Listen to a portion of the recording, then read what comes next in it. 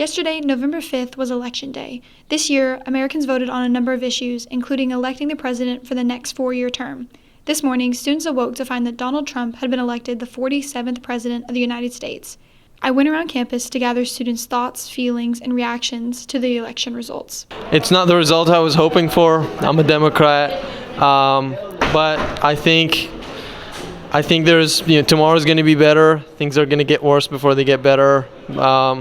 I think the Democratic Party should try to reorganize and look forward to the midterms. Hopefully it's not the end of the world, but it's not, obviously not the result I think a lot of people were hoping for. My election reaction was, I'm getting a stimulus check, so glory to God, whatever.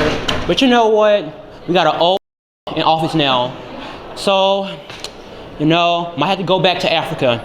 That's it. Honestly, I wasn't really surprised. The same things are happening that happened 4 years ago. Last time Trump was he spoke big, but he didn't actually do anything, so I don't know. Maybe he doesn't actually do anything. I think that we can all agree that we're all kind of like, what about this election since it began?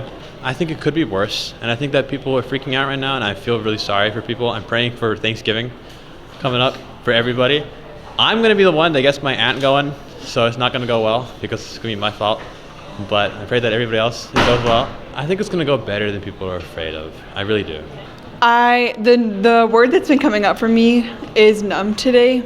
But to be honest, I think that today is a moment and that we have been needing for a long time to reckon with not just what's been happening over the past few years,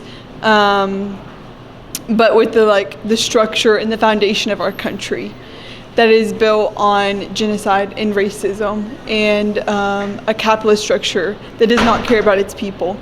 And so today there's a lot of grief, there's a lot of pain, but I hope that we don't stay there and that we continue to fight and sending love to everyone today. I was betting on it. Everyone was betting on it. We were just putting down money.